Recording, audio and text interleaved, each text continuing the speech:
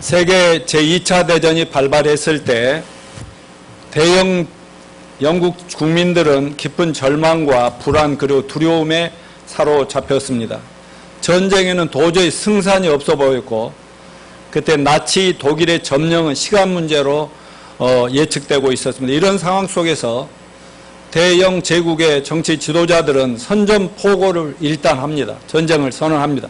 영국이 독일을 대항하여 개전을 선언하면서 그 당시에 수상이신 유명한 윈스턴 처칠경은 당시 성공에 존경받는 주교요, 요즘 말하는 목회자인 윌리엄 템플에게 대국민 연설을 부탁을 합니다.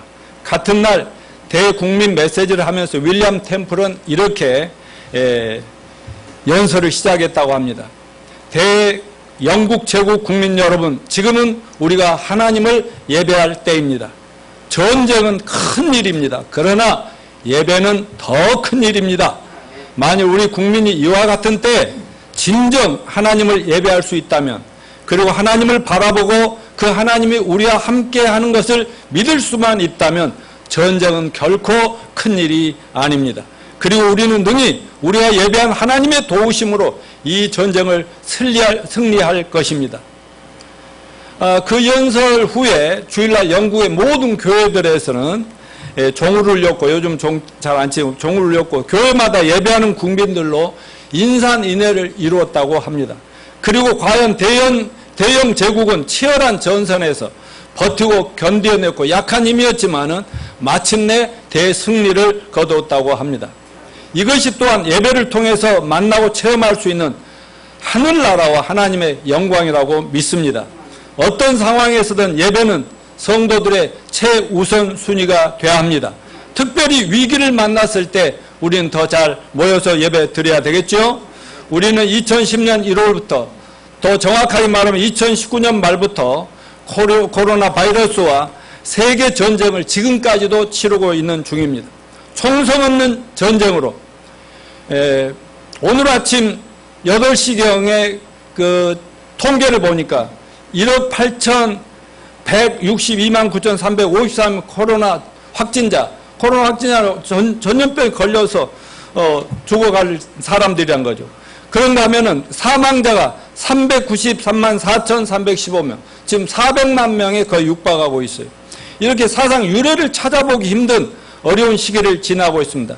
저는 이 코로나가 시작되자 이거야말로 예수님 재림과 인류 종말의 큰 징조 중에 하나구나 하는 것을 느끼고, 작년도 하반기에 요한계시록, 예수님 재림과 인류 종말의 징조들에 대해서 설교를 하고 계시록 1장부터 시리즈로 설교할 필요성을 느끼고, 그러면서 예수님 재림과 인류 종말을 대비하자고 외쳐왔습니다. 그러다가 금년 초부터 우리가 또 마땅히 교회가 이 어려운 중에도 해야 할 사명과 비전이 있기 때문에 중단했다가 요즘 상황, 돌아가는 상황을 보니까 이건 아니다 싶어서 다시 계시록 설교를 시작하지 않을 수가 없었습니다.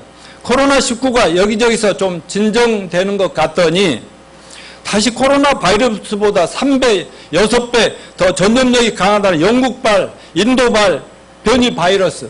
이 바이러스들도 형제들이 있나 봐요. 알파, 베타, 델타 여러 가지가 있나 봐요. 자기들끼리 막 이렇게 또 변이 돼갖고 또, 그러니까 인간은 자기들을 죽이려면 그들은 또 우리를 공격하는 이런 일이 기승을 부리고 있어서, 제가 벌써 여러 번 얘기했지만은 이 코로나 바이러스 이것은 그저 예고편에 불과하다. 이게 맛배기 조금. 진짜 요한계시록 6장 19장까지 그 7년 대환란 때 보면 막 정말 전 세계 사람들이 막 전염병에 걸려갖고 죽고 싶어도 죽을 수 없는 고통이 오고 막 인구 3분의 1이 죽고 또 인류 3분의 1이 죽고 이런 무시무시한 일이 온다는데 이것의 예고편으로서 온다, 간다, 조심해, 주의해, 이런 경고라는 사실을 저는 알릴 필요성을 느끼고 다시 시작하게 된 겁니다.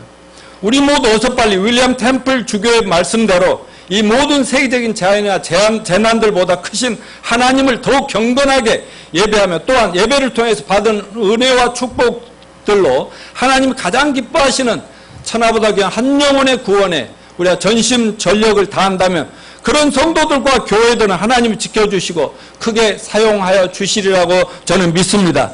그런 의미에서 요한계시록을 다시 설교했으니 집중해서 잘 들으시고, 우리는 일주일에 한 번 이 예배밖에 없기 때문에 이거 성경 공부하는 마음으로 여러분 잘 새기시고, 집에 가셔서 또 동영상을 통해서 성경편을 또 가능하면 한 번이라도 더 체크하셔서 자기 걸 만드셔가지고 이 동영상도 좀 알려서 뿌려서 빨리 회개하고 주님께로 돌아와야 될 그 경고하는 의미, 전도하는 이런 역사가 이루어지기를 간절히 축원합니다. 자, 오늘 계시록 설교의 방향과 목표를 보면 요한계시록은 종말론적인 계시를 다루고 있는데 일단 1장은 반모섬에서 귀양살이 중에 홀로 외롭게 죽어가고 있는 그를 하늘 천국에 계시는 예수님이 요한을 불러서 눈을 열어 귀를 열어주어서 세상 사람이 볼 수 없는 영광성 기가 막히게 보게 하는 그 계시가 시작되는 것이고, 2장 3장은 교회 시대입니다. 예수님이 시작하셨고 사도들에서 세워진 그 교회, 그리고 지금 우리가 교회를 세워가고 있는 이 시대, 그리고 앞으로 교회가 완성된 교회가 끝날 시대가 있잖아요. 이 교회 시대가 왔는데 여기 이거를 계시록 2장 3장에서는 7교회, 아시아 7교회라는 교회를 샘플로 해서 이 마지막 교회가 뭐예요? 라오디게아 교회, 말세지 말의 교회는 이 모양일 거다라는 것까지 우리가 공부했잖아요.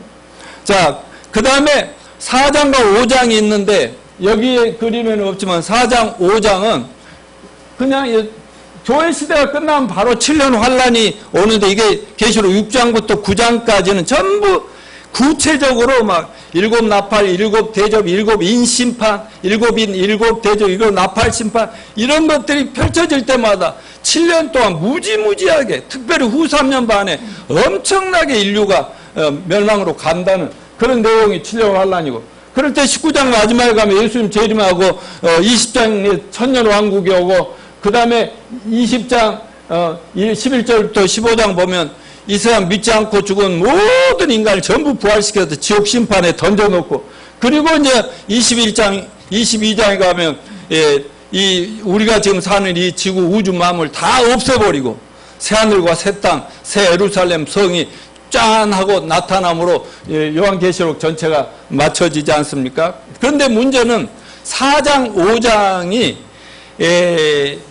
영광스러운 하나님의 천국 보좌와 천상에서 예배를 받으시는 그 너무 희한하고 찬란하고 영광스러운 모습을 사도 요한이 보게 됩니다. 특별히 5장은 곧 이제 6장부터 예언한 그대로 심판이 시작돼 책을, 심판이 그냥 내려지는 게 아니라 이미 지금 하나님이 가지고 있는 심판의 책이 인봉에 있어요. 맞아, 봉투에 이렇게 딱 도장 찍혀서 아무도 뜯어볼 수 없다. 근데 예수님이 그 책을, 인봉한 책을 딱 받아가지고 인을 하나씩 뗄 때마다 이제 그때부터 예정된 심판 전 세계적으로 일어난다는 그런 얘기인데, 왜 갑자기 교회 시대가 끝나면서 바로 환란으로 들어가면 되는데 갑자기 요한의 눈을 딱 들어서 천국을 보게 하셨을까? 그리고 영광스러운 모습을 보게 하셨을까? 이게 그냥 우연이 아니다 이거죠. 말하자면 환란이 시작되면 물론 우리 교회의 시대가 맞춰지면 우리는 이 땅에서 환란을 통과해야 돼요? 안 하고 올라가야 돼요? 우리는 이제 좀 이따 말씀을 보겠지만 약속하신 게 있기 때문에 구원받은 우리는 하늘로 들림을 받으면 그 다음에 이 땅에는 저 소위 하나님을 믿는다고 큰 소리 치면서도 예수를 안 믿는 유대인들과 전 세계 이방 사람들이 이제 그때 이제 환란을 당하게 되는 거거든요. 그런데 그 대환란 때도 예수 믿는 사람이 생길까요? 안 생길까요? 성령의 놀라운 역사가 그때 함께 하면서 하나님 심판과 함께, 그때 유대인들이 전 민족적으로 회개하고 구원을 받는다고 했죠. 그래서 유대인 전체에 대한 그때사, 그러니까 좋을 때, 좋은 말 할 때 믿었으면 좋은데 우리 다 떠나고 나니까 그때 엄청나게 적그리스도에서 악마가 온 세상을 짓밟을 때 그때서 와 하고 정신을 바짝 차리고 민족적으로 회개하고 예수님을 영접한다고 성경에 예언하고 있잖아요. 그뿐 아니라 이방 사람들 중에서 믿는 척하다가 또 교회는 다니지만 제대로 믿지 못해가지고 남겨진 사람들이 그때서 이제 정신을 차리고 믿어서 구원받는 환난 성도라고 합니다. 이거는 이 시대의 교인들이 아니고 환난 시대에 주님을 만나서 은혜로 구원받은, 그러니까 추수도 하는데 본 추수는 끝났는데 그냥 마지막 이삭 죽게 하는 식의 그런 사람들이 구원받고 거의 순교를 당하면서 예수를 믿고 믿음을 지키느라고 적그리스도와 싸우면서 순교를 당하는 그런 현상인데, 그때 성도들을 생각해서라도 하나님이 요한에게 그 중간에 4장 5장에 하나님의 영광 예수 그리스도가 뭘 하고 계시고 어떤 분들인가, 천국이 어떤 곳인가를 잘 보여주셔서 기록하여 전하게 한 이유가 뭐겠어요? 늦게라도 이 계시록 말씀을 보면서 우리가 차라리 믿음을 지키다가 순교하는 것이 부활에 참여하고 영생 천국에 참여하는 길이다, 이걸 알게 해주려고 했다는 거죠. 그래서 격려 차원에서 아마 이 말씀을 접해 넣은 것이 아닌가 이렇게 보는 것입니다.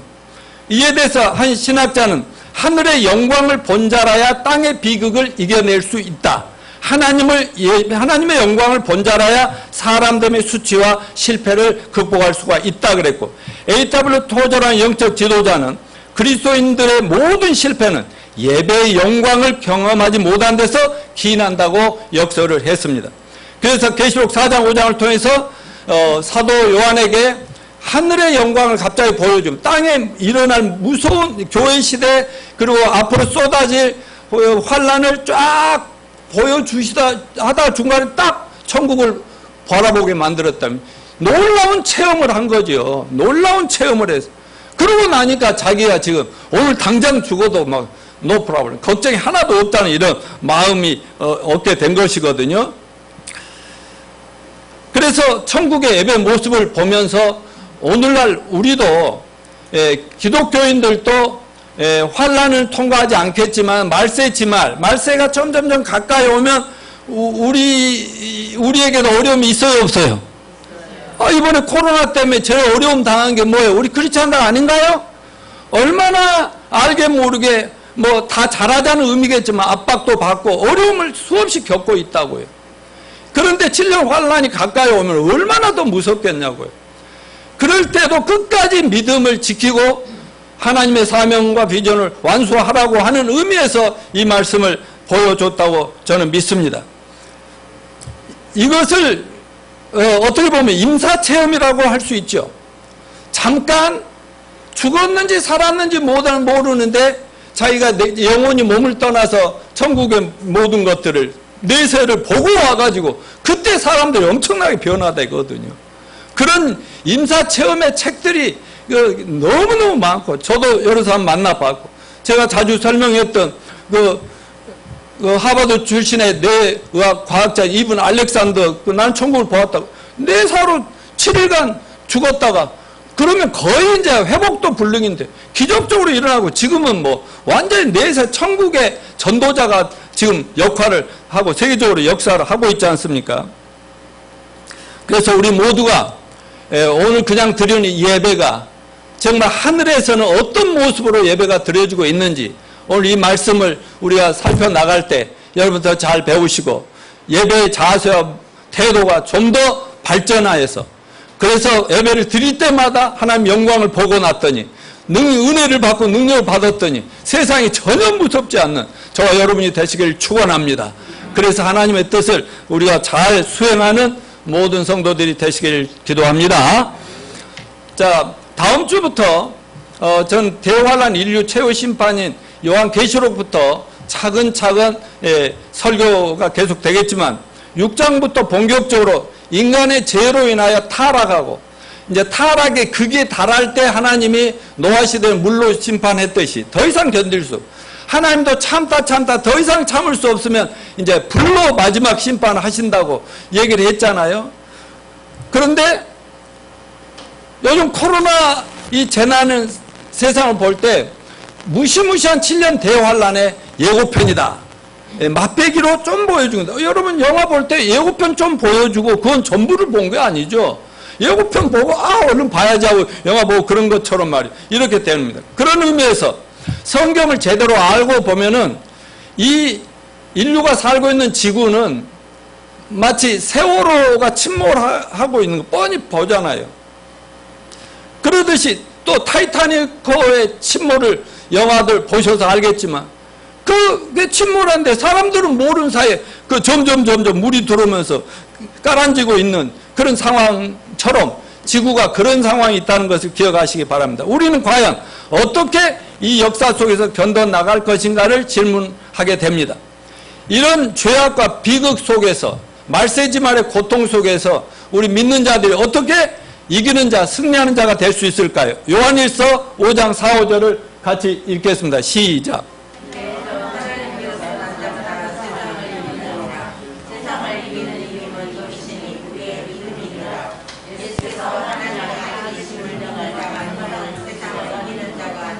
예, 이 험난한 세상에 끝까지 승리하고 이기는 자가 누구라고요? 믿는 자들이야지. 거듭난 자들입니다. 믿음을 가진 자들이요. 그리고 하나님의 영광, 하늘나라의 영광을 먼저 본 사람들입니다. 그러므로 하나님은 사도 요한으로 하여금 먼저 천상의 그 실제적인 죽어보지 않아도 그냥 산처로 그걸 체험할 수 있게 해주셨다는 거죠. 그리고 예수님을 섬기는 모든 시대에 모든 하나님 자녀들 보여주라고 성령님을 통해서 이걸 기록해 하신 것입니다. 그러므로 오늘 우리는 지난 12월 제가 말경에 계시록 4장을 통해서 영광스러운 하나님의 보좌 천상의 예배 광경에 대해서 설교를 했는데요. 그거를 잠깐 보면서 물론 4장에도 하나님의 얼굴은 안 보이죠. 완전히 영광스러운 빛이죠. 근데 예수님은 몸이 있어요, 없어요? 육체를 가지고 오셨다. 육체로 부활을 가셨기 때문에 그 어린 양 예수 그리스도가 그 보좌 옆에 계시는 거죠. 근데 5장은 완전히 영광스러운 하나님의 손에서 손에 일곱 인봉아, 일곱 도장을 봉해 놓은 그런 책이 있는데 이 책을 누가 인봉을 뜯고 이걸 실행할 것인가 했다가 그게 예수님 손으로 넘어가는 장면입니다. 그래서 예수님이 천상에서 지금 살아서 일곱 인봉한 심판의 책을 쫙 들고 수많은 천군 천사가 먼저 올라간 성도들로부터 찬양과 경배를 받으시는 그런 모습이 5장에 있습니다. 그래서 오늘 저는 계시록 4장은 잠깐 짚겠지만 5장을 중심으로 해서 천상의 예수님이 어떤 분인가를 공부하도록 하겠습니다. 자, 그럼 과연 우리는 예배하러 모였는데 누구를 예배해야 하는가? 헨리 워드 비처라는 유명한 설교자가 뉴욕의 큰 교회에서 주일 설교를 하게 되자 그 교회는 이 사실을 대대적으로 홍보해서 많은 사람이 오도록 만들었습니다. 그러나 막상 주일 직전에 갑작스러운 질병으로 그 헨리 워드 비처 목사가 올 수 없어서 교회와 상의를 해가지고 동생도 목사인데 토마스 비처를 주일 설교자로 보내기로 합의를 봐서 보냈어요. 주일 아침 헨리 워드 비처가 올 걸 기대한 이 교회는 초만원 사례를 이루어 수많은 사람들이 유명하니까 그분이 보려고 왔던 것입니다. 그런데 예배가 시작되고 설교 순서가 돼 담임 목사가 사정을 설명하고 토마스 비처 동생 목사를 소개하자 예배당에 있는 여기저기서 웅성거리며 여러 사람들이 교인들이 일어나서 나가는 모습을 보았습니다. 그때 토마스 비처 동생 목사가 딱 등단해가지고 이런 유명한 말로 설교를 시작했다고 합니다. 저희 형님이 갑작스러운 병환으로 오늘 예배에 못 오게 됨을 제가 대신 사과를 드립니다. 그러나 오늘 저는 특별한 광고를 잠깐 말씀드리면서 설교를 시작할까 합니다. 지금 예배 중간에 일어나고 계신 분들 말고 혹시 또 헨리 워드 비처를 예배하기 위하여 오신 다른 분들이 계신다면 이 시간 설교 시작 전에 미리 다 퇴장해 주시면 고맙겠습니다. 왜냐하면 우리는 오늘 헨리 워드 비처가 아닌 하나님을 예배하기 위하여 이 자리에 모였기 때문입니다. 아멘요. 왜 아멘 안 해요? 그러자 장례가 조용해지고 그 나이에는 특별한 성령의 기름 부으심이 있었다고 합니다. 자, 계시록 4, 5장의 기록 배경을 보면은요, 4장 1절에 뭐라고 그랬어요? 2일 후에 내가 보니 하늘문이 열리 있는데 내가 들은 바 처음에 내가 말하던 나팔 소리 같은 음성이 가로되 이리로 올라오라. 이후에 마땅히 될 일을 내가 내게 보이리라 하시더라. 여러분, 계시록 아까 2, 3장은 무슨 시대라고 그랬어요? 이 땅의 교회가 계속 확산되고 어느 날인가 구원받을 이방인의 숫자가 다 차는 완성의 때가 오겠지요.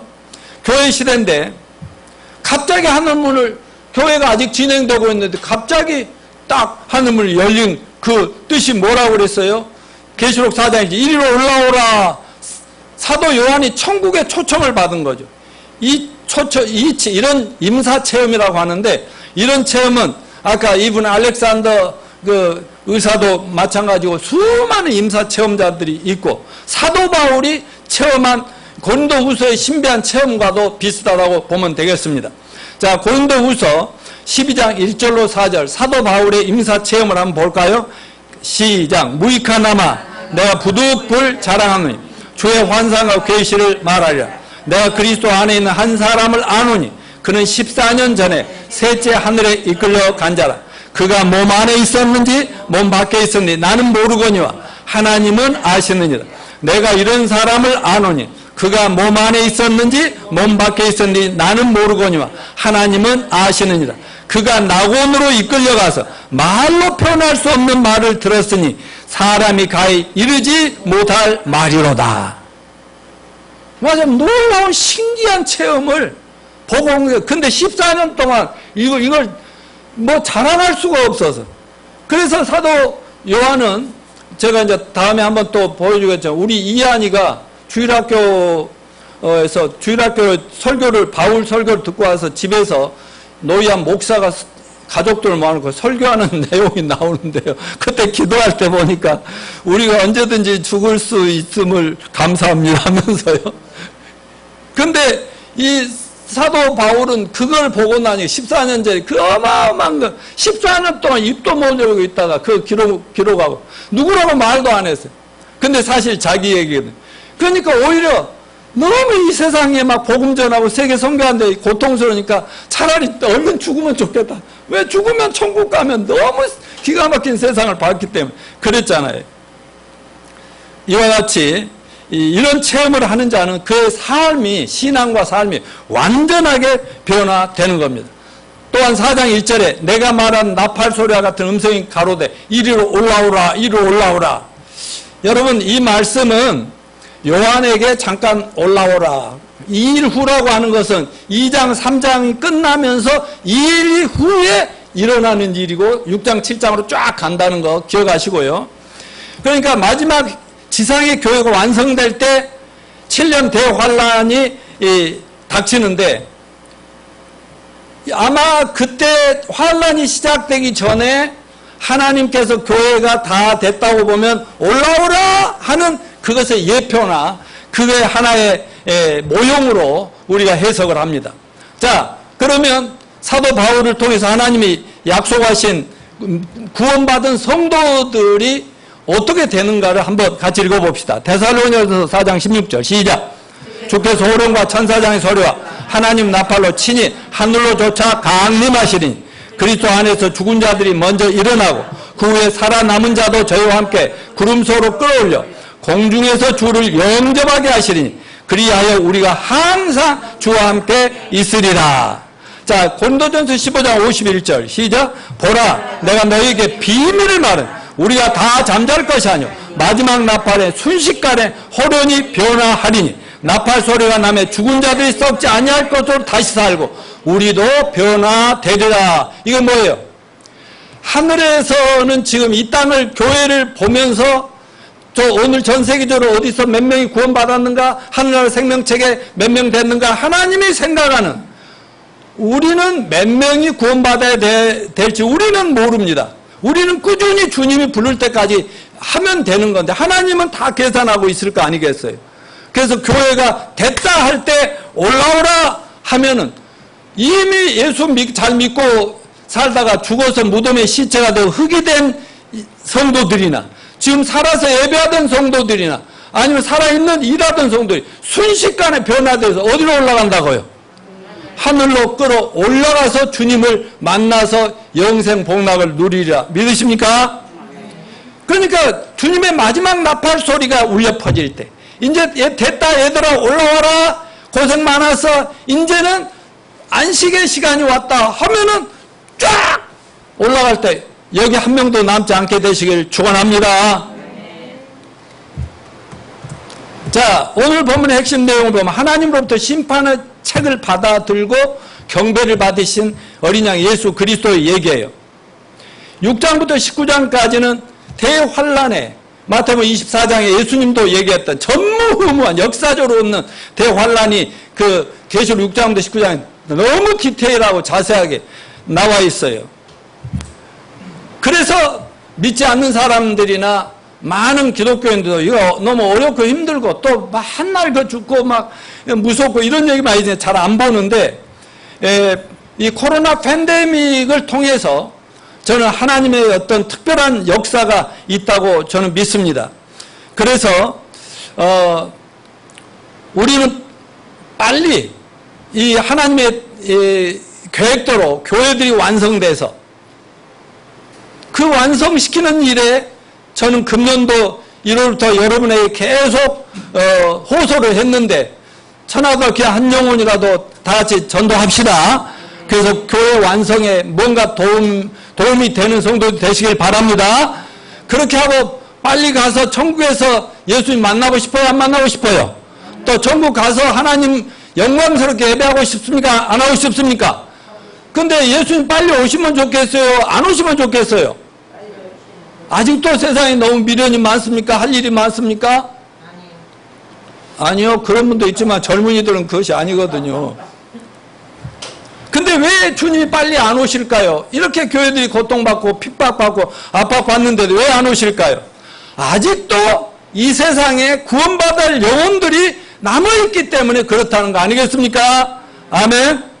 그래서 우리 모두가 이 아버지의 뜻을 잘 알고 한 영혼이라도 정말 아무리 힘들고 어려워도 그 예배를 통해서 힘을 얻어서 한 영혼 한 영혼이라도 어떻게든 주님 앞으로 인도하는데 하늘의 지혜를 구하고 능력을 구하는 저와 여러분이 되시기를 축원합니다. 또 주님이 이 세상을 떠나시기 전에 지상 사명을 주일 때 마태복음 28장 19절 20절에 뭐라고 그랬어요? 그러므로 너희는 가서 모든 족속으로 제자를 삼아 아버지와 아들과 성령으로 침례를 베풀고 내가 너에게 분반 모든 것을 가리어 지키게 하라. 볼지어다 내가 세상 끝날까지 너희와 항상 함께 있으리라 하시니라. 그러니까 이 세상 사는데 뭐 여러분 직장 생활하고 사업을 하면 뭘 하든지 가정생활 하든지 간에 사람을 만나면 이 영혼은 어찌할꼬 하는 이 마음으로 해나가면 세상 끝날 때까지 우리를 지키신다고 안 지키신다고? 지키죠. 그리고 세상 끝날이 있다 했어요? 없다 했어요? 세상 종말을 얘기했다고.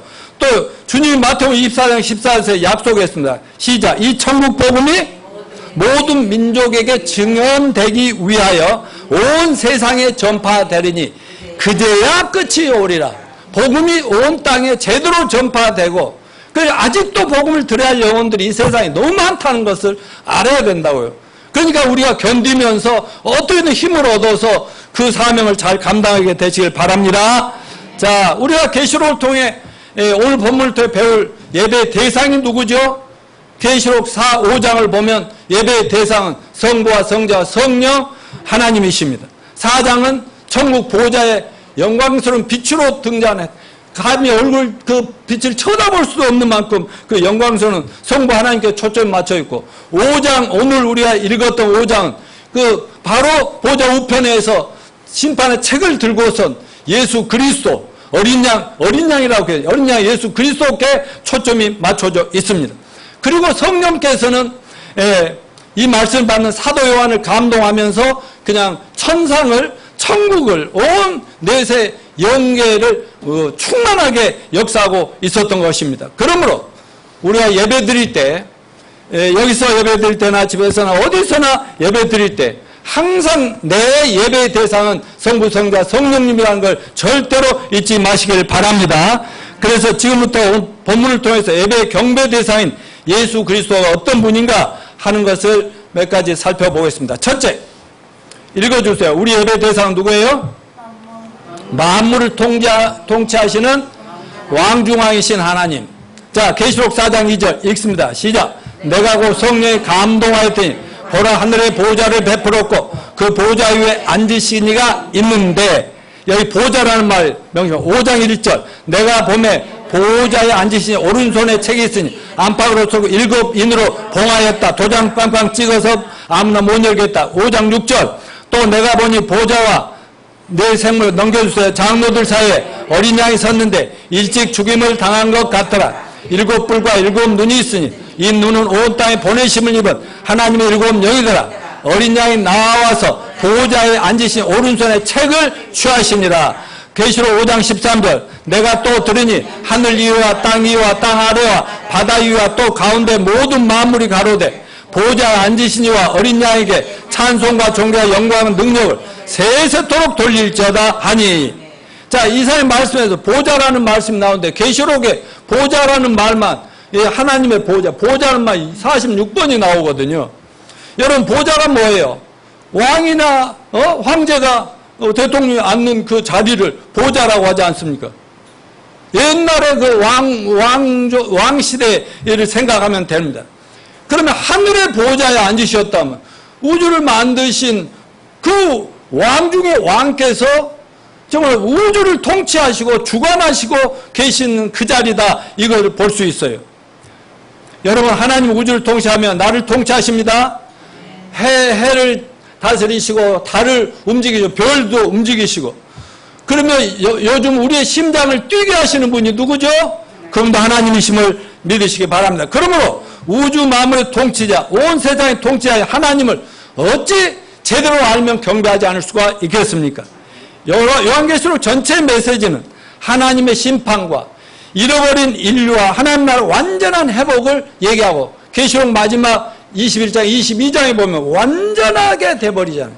그래서 지금 우리가 살고 있는 이 지구와 이 땅과 우주 만물은 내가 뭐라고 얘기했죠?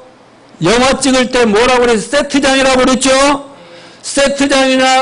세트장은 드라마나 영화 다 찍고 나면 그 필요 있어요, 없어요?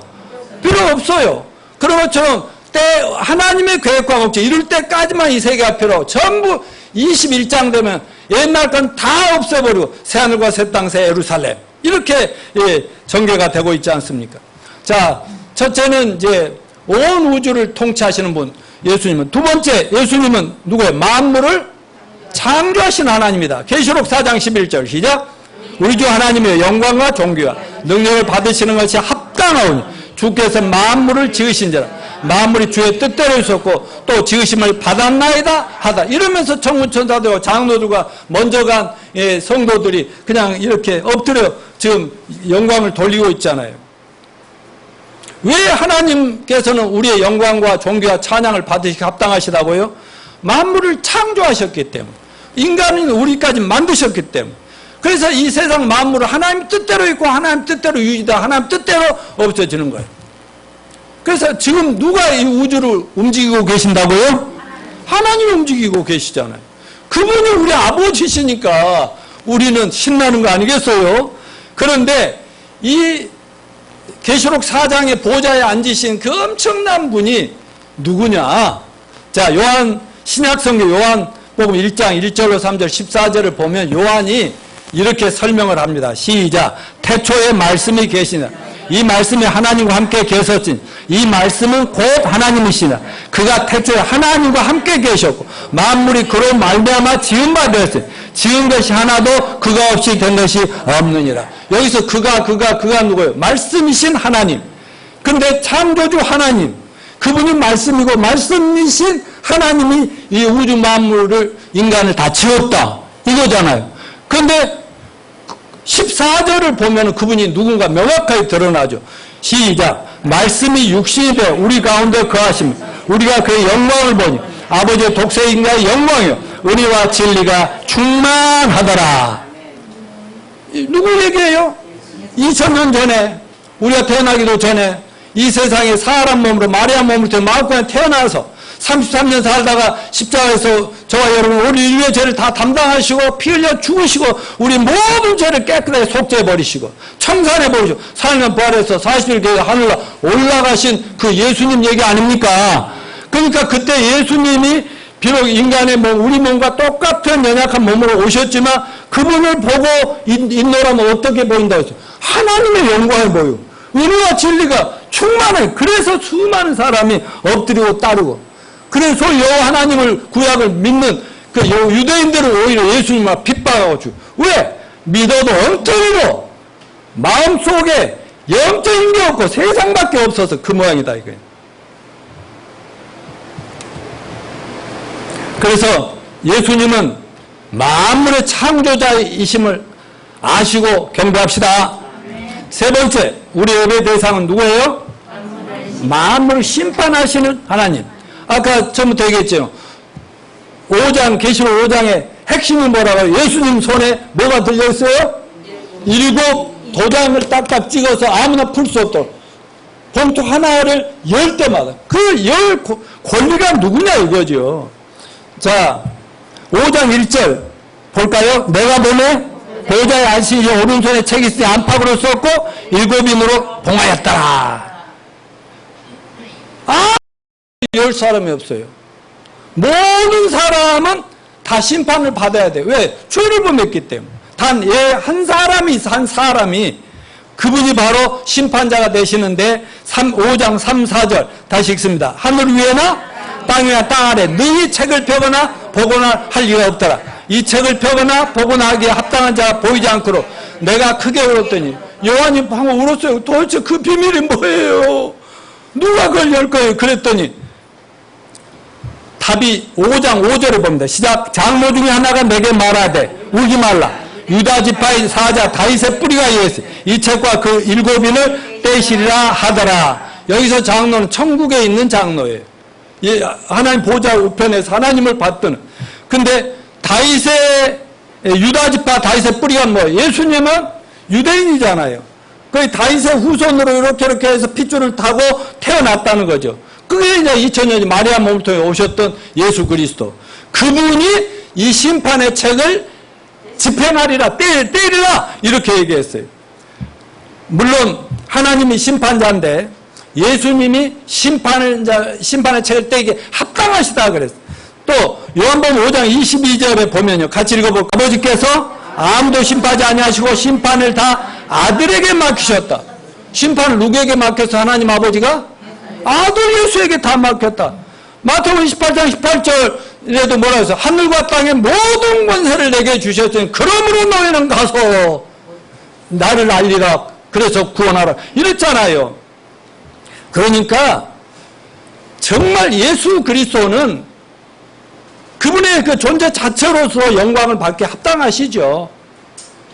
그러니까 예수님 앞에서 모든 천군 천사와 수많은 미리간 성도들과 여기 24장론 나중에 또 설명할 기회가 있겠지만은 구약의 12지파의 지도자들, 구약 성도들, 신약의 예수님 12제자, 이 24장로가 그냥 예수님을 딱 받들고 있지 않습니까? 바로 그런 그분이니까 경배를 막 이렇게 하는 거죠. 자, 여기 서초동에 가면 법원이 있는데 법원에 재판정에 가면은 미리 그 판사, 검사, 그리고 피고, 원고, 방청객 다 앉아 있잖아요.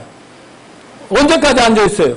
딱 앞에서 문을 열고 누가 들어와요? 판사들이 쫙 들어와서 자리에 딱 들어오면 모두가 기립해서 일어나죠. 그리고 그분들이 앉으면 모두가 앉는 거죠. 그만큼 판사의 판결을 재판장을 존중하듯이 우리 이 세상을 심판할 예수님을 존중하는 저와 여러분이 되시길 축원합니다. 자, 네 번째, 우리 예배 대상은 누굽니까? 우리를 구속하시는 예수님. 5장 9절 10절 시작. 그들이 새 노래를 불러 이르되 두루마기를 가지시고 그 인봉을 떼기 합당하시도다. 일찍이 죽임을 당하사 각 족속과 방언과 백성과 나라 가운데서 사람들 피로 사서 하나님께 드리시고 그들로 우리 하나님 앞에서 나라와 제사장들로 삼으셨으니 그들이 땅에서 왕노를 하려다 하더라. 자, 여기서 예수님이 십자가에 처참하게 찢기고 몸에서 무덤에 3일 동안 있는 동안 썩어 문드러졌겠어요? 안 문드러졌겠어요? 몸이. 근데 부활할 때 그 몸은 완전한 몸 맞아요? 하늘을 나를 수 있고 영원히 죽지도 썩지도 않을 그 몸인 거 믿으십니까? 근데 뭐는 남겨놓으셨다고 그랬어요? 옆구리, 천자국, 손에 못자국 이런 상처는 하나님 고칠 수 없어서 남겨놨겠어요? 아니, 지금도 여기도 또 얘기하잖아요. 사도 요한이 보니까 전에 예수님 이 세상을 일찍 죽임을 당한 것 같은 그런 모습이 남아있더라요. 그러니까 우리는 영원토록 그분의 십자가에서 우리를 구원하기 위해서 몸이 찢기고 필려 죽이시고 죽임을 당하신 그 희생과 사랑, 이걸 영원히 잊지 않도록 천국에서는 반항할 일도 없고 또 게으름 피울 수도 없고 그냥 막 하나님 옆에 따라다니고 함께 한 것만 너무 좋아서 너무 신나겠지만 뜸이라도 뭐하면 노양모가 거기 가서 아이고 하나님 나 좀 쉬었다 따르면 안 될까요? 그럼 뭘 보여줘? 이거 안 보이냐? 이거 안 보여? 내 옆구리 창 짜와. 그럼 아이고 예수님 이렇게 된다고요. 그러니까 하나님이 그런 걸 다 남겨두신 건 너무 놀랍습니다. 어거스틴은 이렇게 얘기해서 내가 도무지 이해할 수 없는 한 가지가 있다. 내가 하나님이란 벌써 이 지구상에 살고 있는 모든 인간을 다 죽여버렸을 것이다. 그런데 하나님은 나를 사랑하시되 지구상에 나 혼자밖에 없는 것처럼 사랑하신다. 내가 지구상에 살고 있는 유일한 생존자라 해도 그분은 나를 위해 기꺼이 그 생명을 버리셨을 것이다 라고 말했습니다. 그러니까 이와 같은 엄청난 예수님의 그 구속의 사랑, 나를 구원하기 위한 그 희생과 사랑을 제대로 깨달은 사람이라면은 어떤 역경과 고난과 힘든 일이 있어도 주님을 경배하고 찬양하지 않을 수가 없다 이 말입니다. 아멘입니까? 이게 바로 참된 예배입니다. 예배를 잘 드리려면 우리가 경배하는 예배 대상 그분이 누구신가, 그리고 그분은 도대체 무엇을 하셨기에 우리가 이래야 되는가 하는 것을 정확히 알아야 된다니까요. 제 경험을 봐도 내가 진실로 1979년 4월 11일 날 구원받고 나니까 진짜 예배가 들어지더라고. 우리 동생들 데리고 어려서부터 교회를 다니고 20년 넘게 교회를 다니고 또 예수님은 내 성공의 수단으로 삼고 열심히 예수님이 좋아하는 삶을 살려고 해도 안 되더니 딱 구원을 받고 나니까 그때로부터요 예배를 나가는데요 조그만 교회 목사님이 설교할 때마다 난 막 눈물이 그칠 수가 없어. 그래서 설교 끝나면 헌신하라고 할 때 나는 언제나 매주 앞에 나 펑펑 울어. 3년간을 눈물을 그칠 수가 없어. 그 뒤로 나는 눈물 메말라서 눈물 잘 안 나오죠. 저는 저와 제 아내는 그날 한날 같이 소위 본어게인 거듭남을 체험하고 나니까 이제는 세상에 아무것도 부러울 것이 없어. 아무것도 무서운 것이 없어. 여러분 아까 나라와 제사장으로 삼아서 이 땅에서 우리를 왕노릇하게 하신다고 했죠? 저는요 나의 대통령도 꿈꾸던 사람이었지만 예수님을 만나고 나니 만화의 왕을 딱 영접하고 나니까 이 사도 요한이 체험한 것 같은 그걸 완전 체험이 되는 거 다 믿어져 버리는 거예요.